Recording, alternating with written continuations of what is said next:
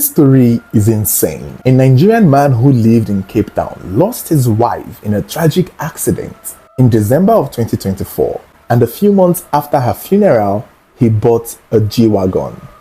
Now, the family of the woman, the mother especially, is calling out the young man and accusing him of using her daughter for money rituals.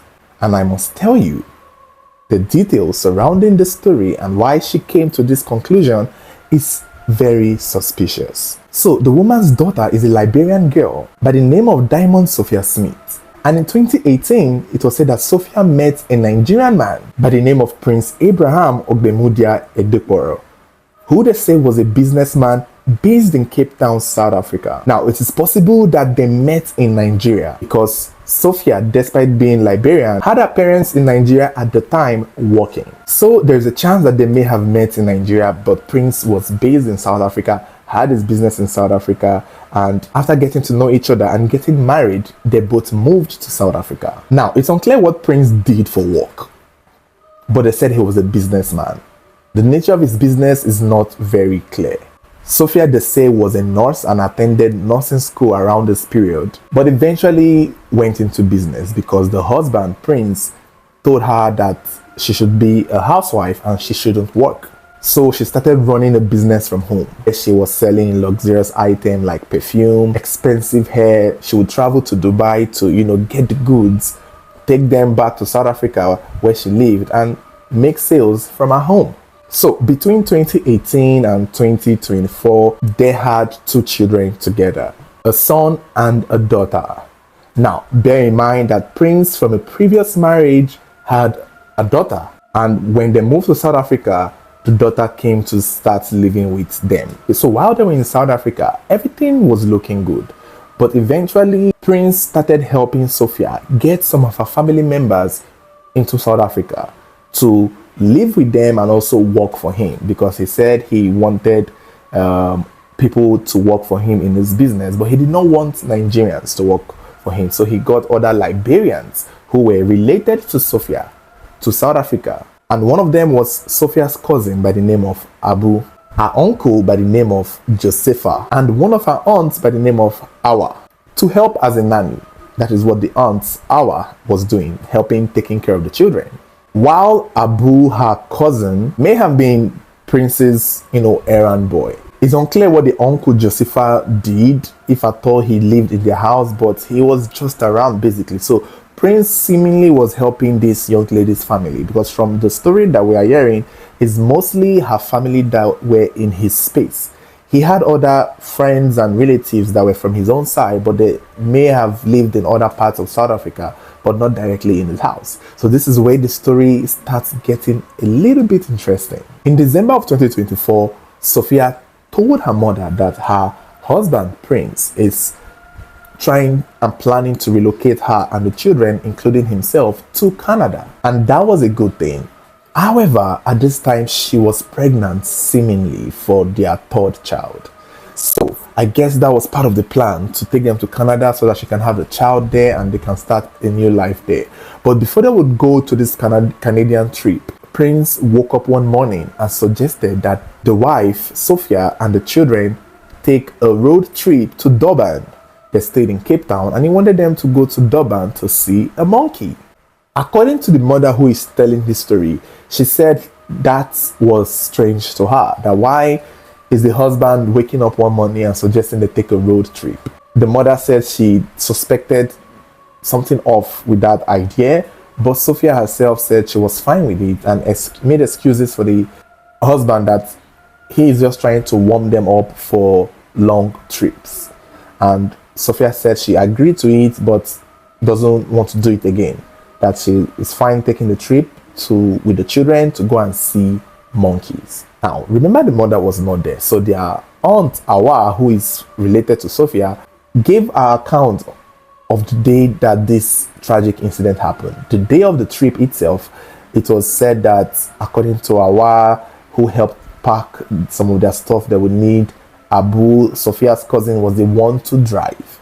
And Sophia went with her 2 children, Abu, and then the daughter of Prince from the previous marriage. Now, The first thing that was off, aside the trip itself, was the fact that Awa, the nanny, noticed that when they were trying to go for the trip, Prince kept hugging the children and kissing them as though he was never going to see them again. You know, one of those hugs you give to somebody at the airport traveling to go get a new life. That was what it looked like. And when Prince saw her looking, he acted away and was like, you know what, take this child, and gave the child to her to carry. So she, Awa, the aunt, was suspicious of that moment, but she did not think anything of it because it was just a little bit odd. It was like, why are you hugging them like that? Like, it's just a road trip. They will be back, right? Well, 4 hours into the trip, according to the nanny and the Awa account, her name is Hawa. So 4 hours into the trip, she heard Prince screaming from his room, shouting from his room, saying things like, don't do this to me, this cannot be, do a video, snap a picture quickly and send to me.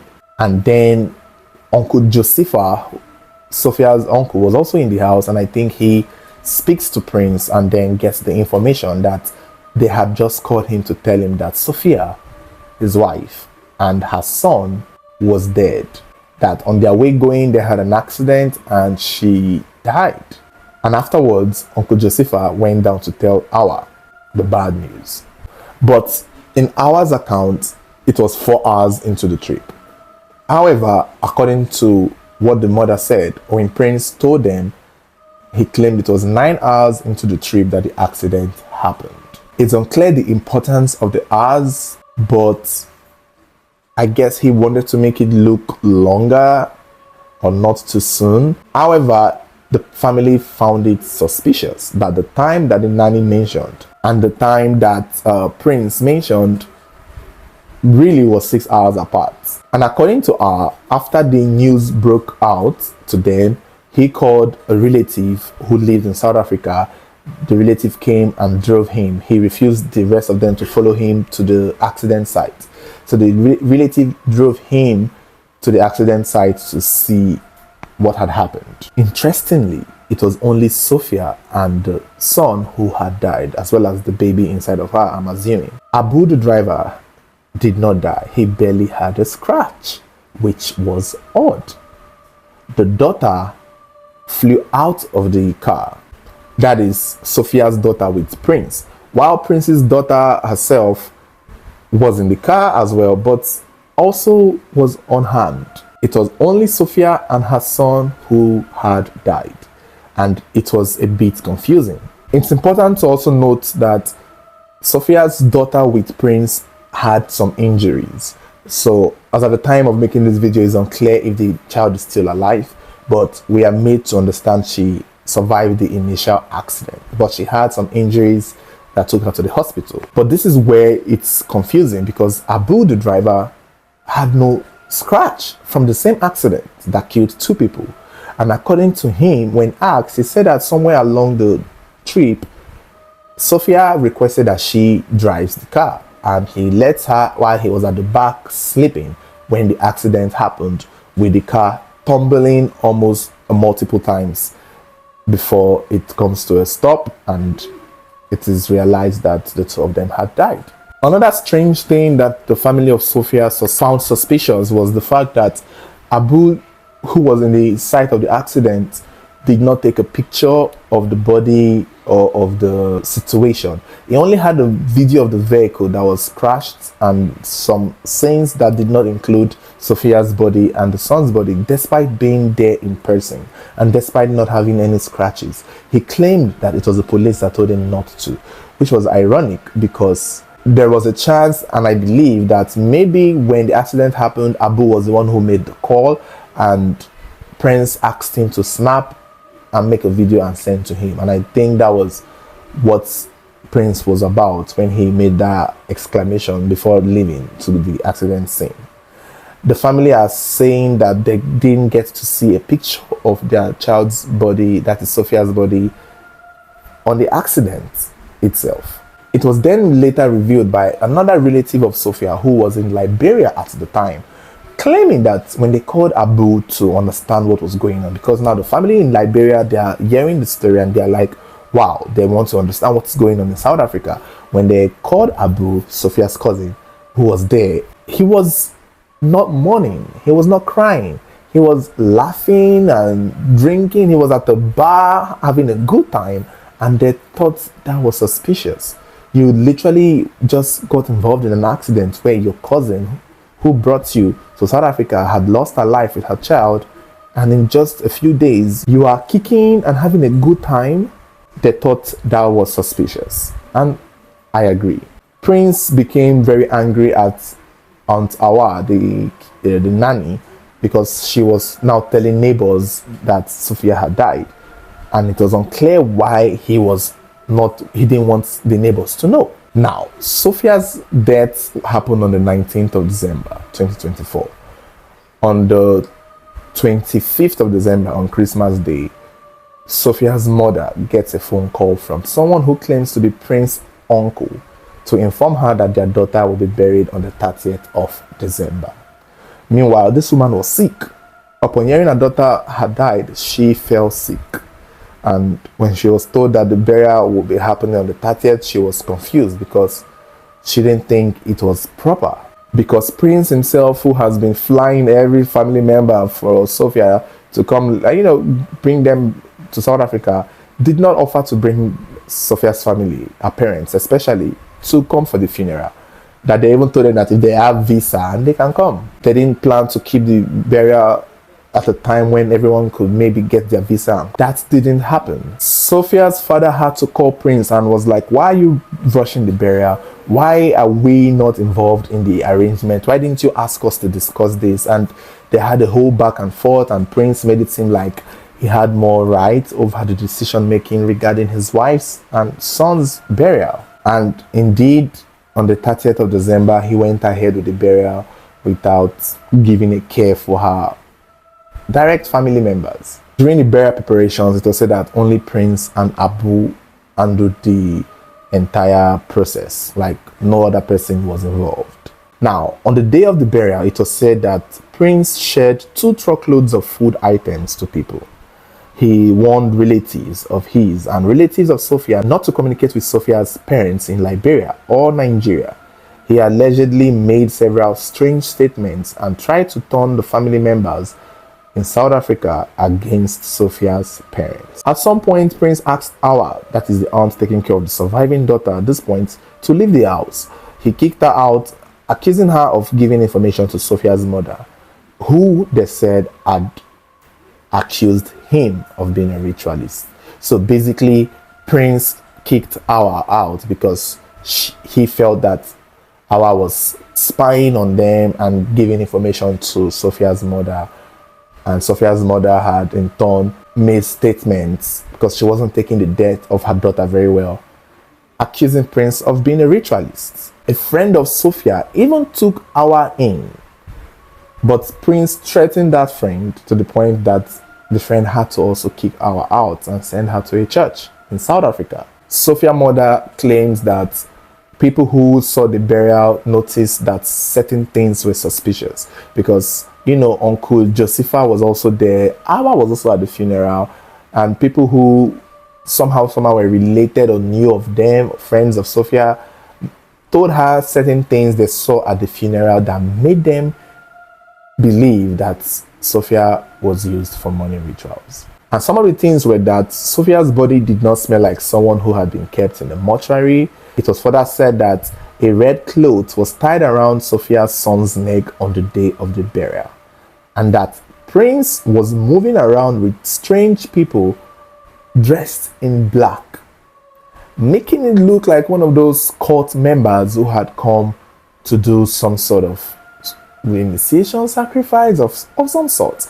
It kind of gave a Nigerian movie ritual occultic scene where a red cloth is tied on a child's neck, the woman smelled different from how she should, and that the people who were all dressed in uniform came around dancing around the coffin or something. Like, it sort of seemed like that is what the woman was saying that people told her. And the one that made her believe the most that her daughter was just for Rachel was the fact that just a few months later, Prince bought a G-Wagon, a new car. And I think this is the part where Sophia's mother believes that, yeah, everything that had happened is pointing at Prince being a money ritualist. This whole story is very interesting, and I understand how the woman would feel. I guess so. But the part that I feel like it's always going to be, and I think this is where it looks a lot better for Prince, is the fact that Abu, who is Sophia's relative, was there. I don't think if the man wanted to kill Sophia, he would want to do it with the help of Abu.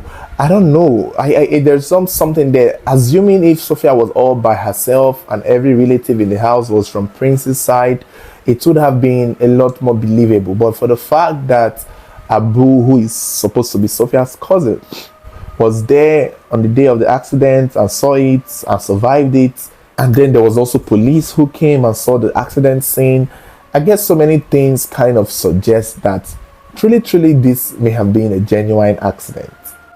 And there have been accidents where people survive and others did not. And would Abu want to kill his cousin for Prince? Like, what would Prince have promised him to take part in all of this? It was even said that Abu and some other relative of Sophia were arrested for fraud, including Prince himself, maybe, I guess, and they all ran away. Like, it's a bit confusing. There were just so many details in place. The woman, though, is speaking out. She has been calling out for justice for her daughter, and up until now, she had not even seen her granddaughter, Sophia's daughter, that survived the accident. It is possible that Prince may have moved, or Prince may have gone elsewhere and has basically shut out her family from his life. It's quite a heavy accusation. It's quite a heavy one. But, it could be it was an accident, and then maybe the fact that the mother called him a ritualist set him off to just get rid of them. But at the same time, I feel like he did not do enough to prove that he had nothing to do with this. I feel like, especially during the funeral time, the family should have at least participated. They should have seen the daughter's body. They should have been able to come for the funeral. They would accuse you. They would cry. It's part of mourning. People want to blame someone or point finger at someone, but at the end of the day, if you can do your part and include everyone in it, it gives closure. It kind of helps them clear their suspicion, I think. So Prince clearly did not do enough when it came to that.